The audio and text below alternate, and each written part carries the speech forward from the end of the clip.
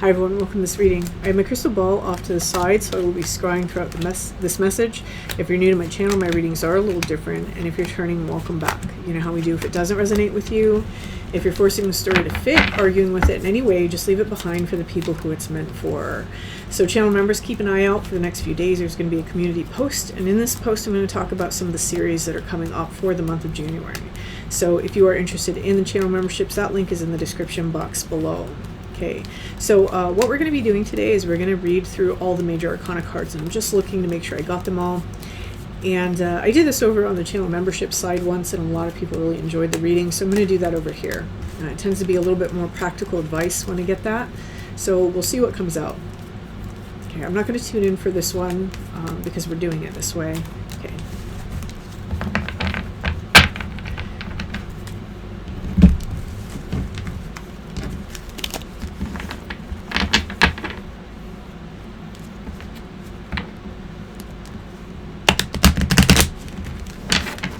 There's a couple of new subliminals over on the new channel as well, so I call it new, but it's almost a year old. It's crazy how fast this year went. But yeah, if you're interested in that, that link's also in the description box. And then we'll just cut it.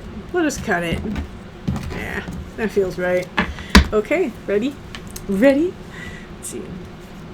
Tower. So there's something that has unexpectedly happened, or some sort of sudden insight. We'll see what that is about. It feels a little bit to me like there's something that was unforeseen. I don't necessarily feel that this is recent, but for some of you it's going to be. That I feel that this could go back a couple months for some of you. There's been something that, you know, we just really didn't see coming, and it kind of took us out of our game for a little while. Okay, there we go. The Tower.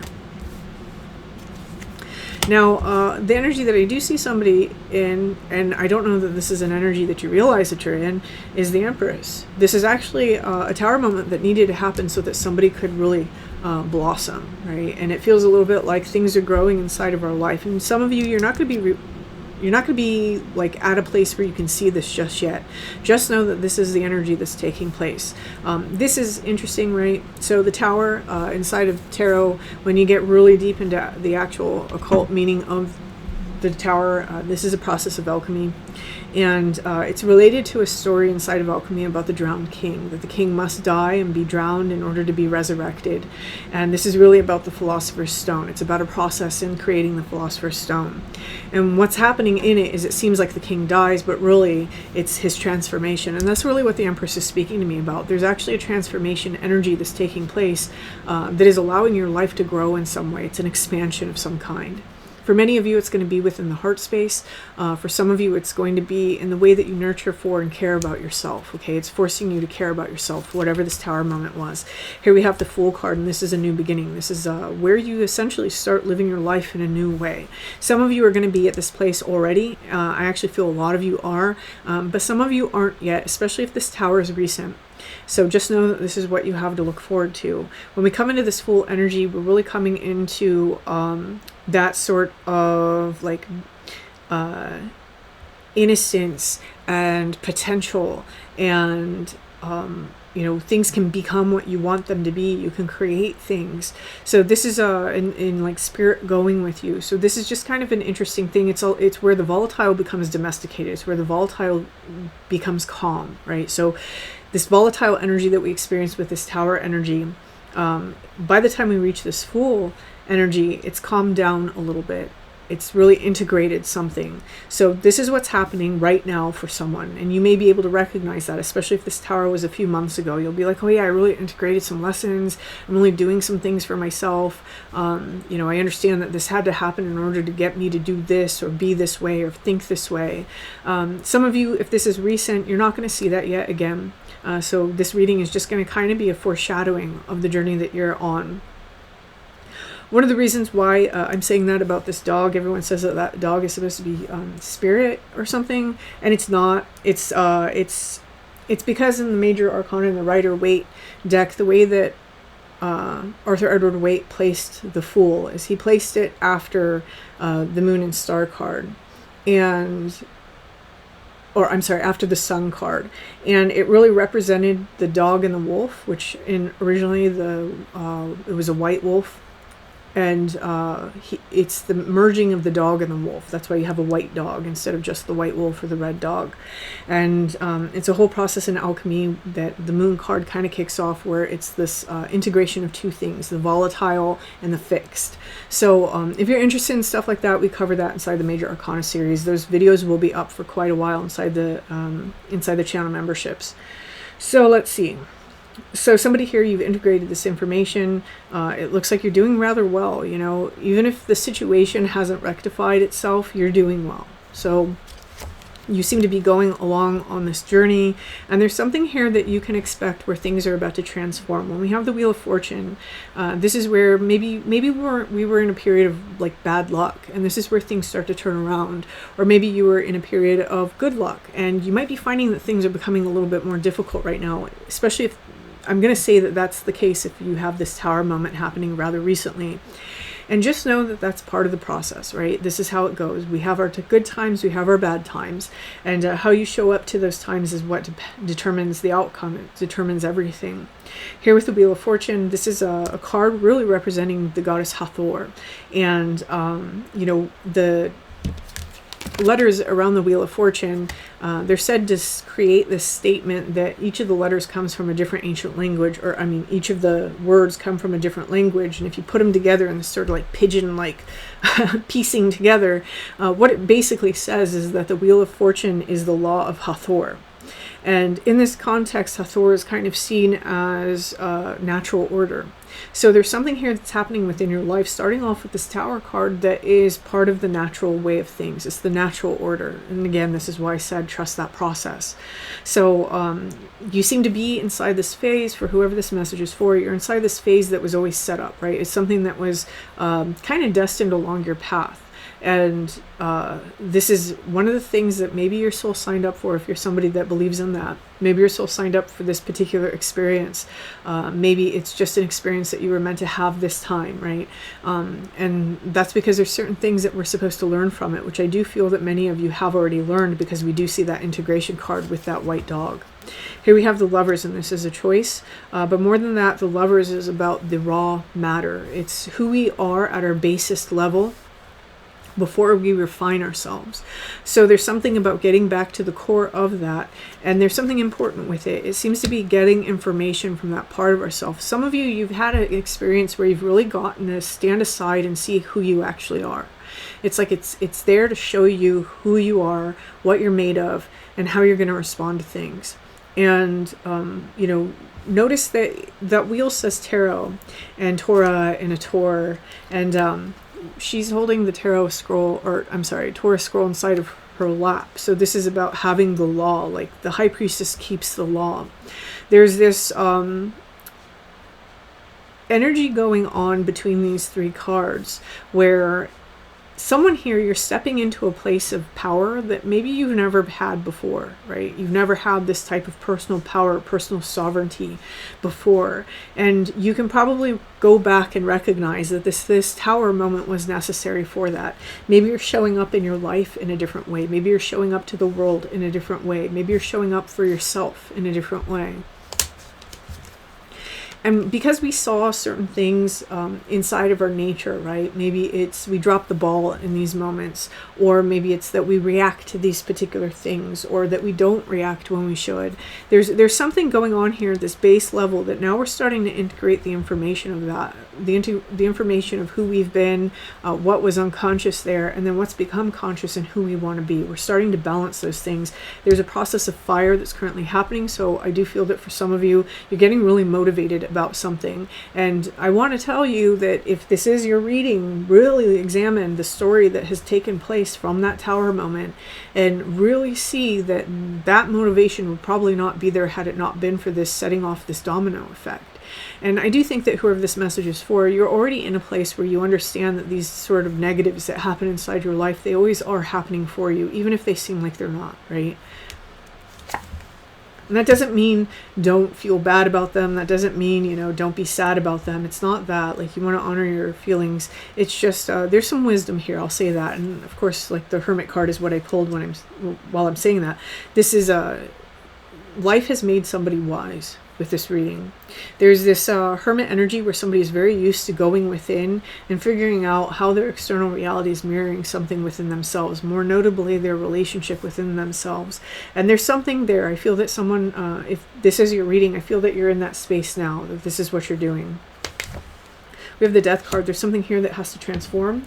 Quite possibly you're in the process of transforming this. And there may even be a little bit of grief or a little bit of sorrow that still has to be processed and worked through here. With the Death card, there is something about an old way of being overturned in favor of the new. And the reason why I'm saying that is because that's why Death is in this picture. Death is overturning the church. If you look here, he's overthrown the king, he's going for this bishop next, and this figure here who is off on the side, this represents the White Queen inside of Alchemy. And I'm not going to speak about her in that way. I want to speak about her in the context of the mythological layer, which is the Dawn Maiden.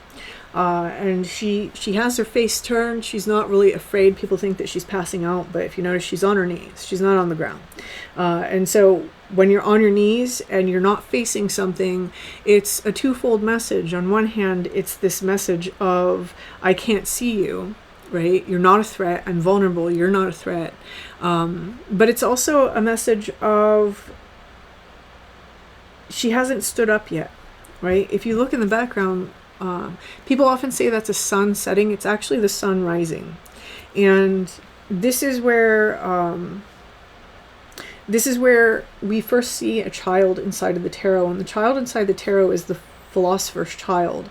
It's synonymous with the philosopher's stone. So this is where we first get the glimpse of something beautiful coming about. And this is kind of where that child and the maiden rise together.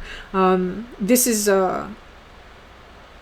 is still a child that is representing the stone in its most base form. So whoever this message is for, if you're going within and you're looking for something, there's still a little bit of a walk or a path that you have to take in order to really transmute the energy that you find at this time, right? So if you've seen something, you're like, this is something to work with. There's going to be a little bit of a process before you really refine whatever that is. And that's okay, right? Whenever we see the child, it's very hopeful. It kind of shows that we're on the right course and we're nearing the end of something, of this very long, sort of arduous journey that many of you have been on.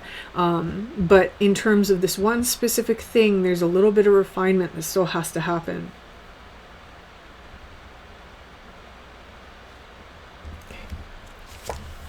Oh, also, very important thing about that, the Dawn Maidens, again, they symbolize the rising sun. That's why she's still on her knees. The sun hasn't fully risen. And then the child, the next time that we see them, is actually with the sun card. And so this is where the sun has not yet risen. So there's an illumination here in these two cards, but the full illumination hasn't been grasped just yet. Okay. And then the Magician. This is going to set somebody off on this course of really learning how to take control of various elements within their life. That red is really standing out to me right now.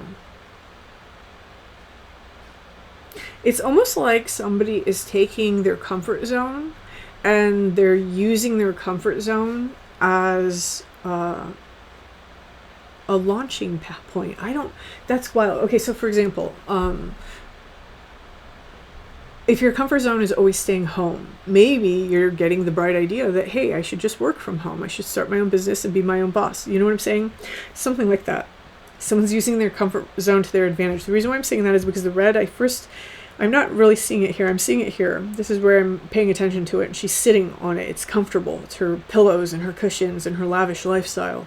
And then I see it here on the wings of Mercury.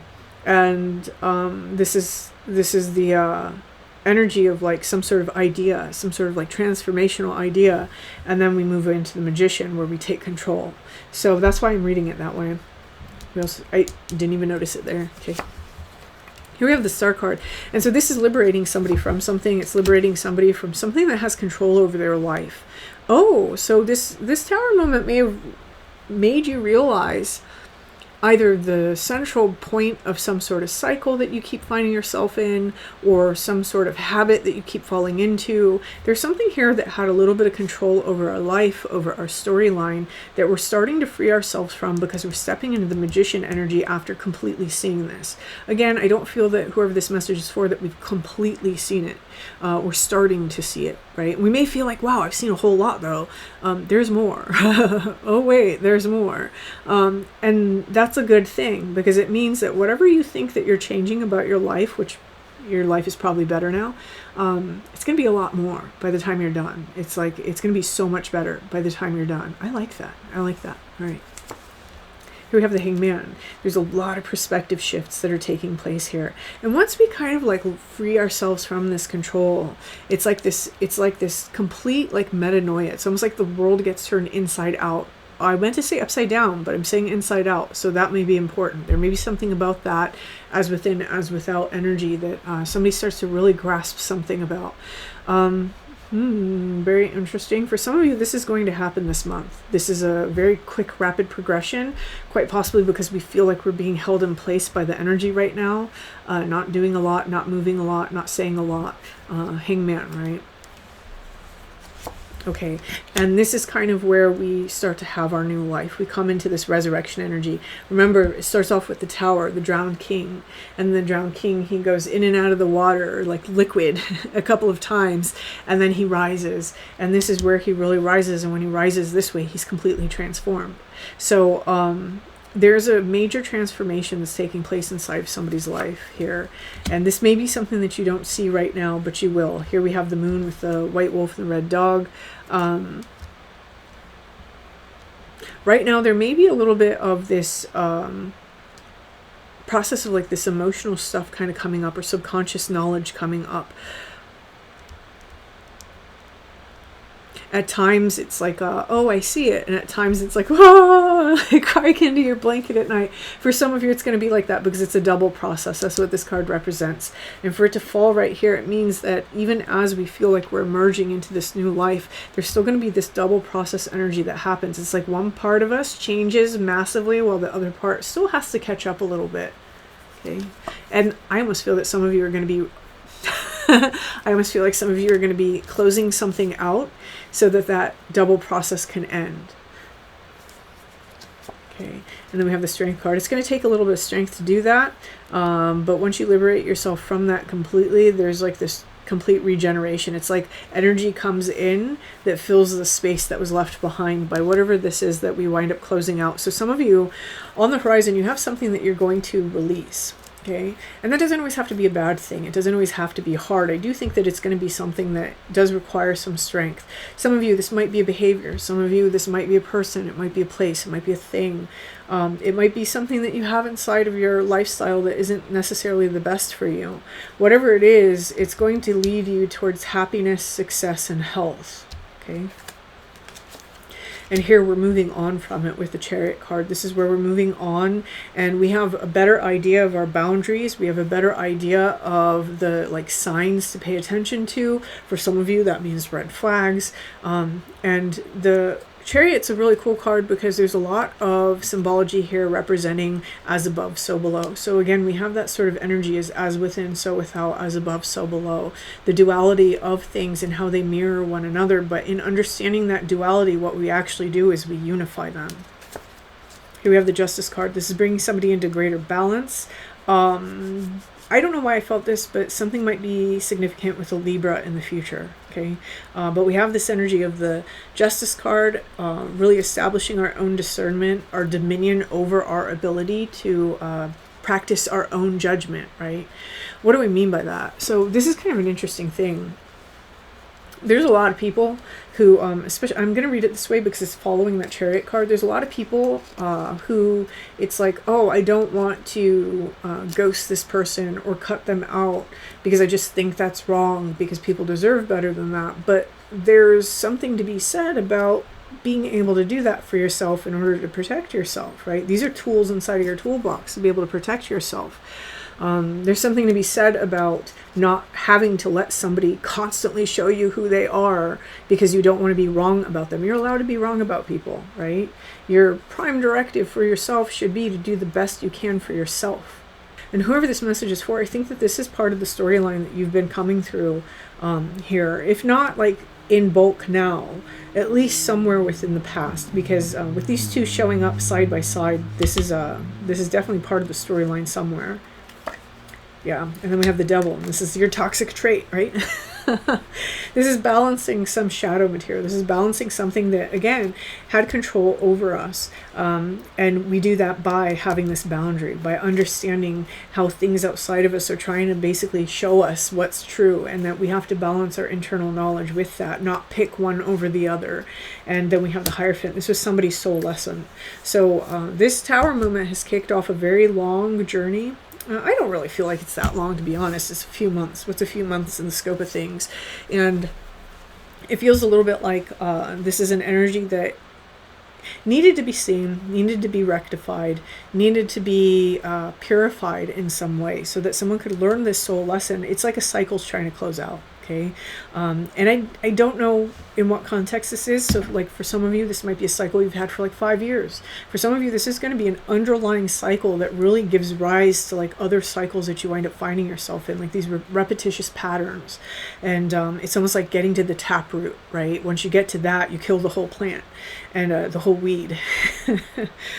Poor weeds. But this is a really good energy because, again, center of this whole reading is this Hangman. And that's where he basically has one eye open, one eye closed. He's hanging on this cross. He's suspended between the worlds. He's in this liminal space, and he doesn't have a choice but to be there so that he can face something, so that he can gain the knowledge of the runes, right? He gains like knowledge of the forces of the universe. This is your own internal universe and how this really exerts forces outside of yourself. It really cultivates things that you experience. Someone's starting to understand how to get to the taproot, to root things out in order to change their experience. And whatever this is, that we're overcoming, that's how it feels like here with the Magician card from the Death card, we're overcoming, is something that plagued us. It's something that plagued us. So I love to see that the sun, that the star and the moon kind of flank the second row. For me, when I'm looking at this, I'm looking at this as like the base matter. This is the whole, it's giving rise to the whole thing. It's a soul level lesson. On the physical, it's balancing something that, may be toxic. So maybe it was a toxic work situation, or maybe you find yourself in a lot of toxic relationships. Maybe it's a way that you're toxic with yourself, right? So for example, people that won't, and then here on this emotional level, I have this closing out of something. It's taking a little bit of strength, and it's taking a little bit of strength for us to like kind of shed light on it also. Maybe it's something that we weren't able to see very easily, and then allowing ourselves to really integrate that information on it emotional level. This is what seems to be giving rise to this whole reading. So again, there's a lot of transformation that's taking place here for somebody. But I'm all out of Major Arcana cards, and that's how this is going. So I'm gonna leave this here. I hope this resonates with you guys. If it does, feel free to hit the like button. Feel free to leave me a comment. And until next time.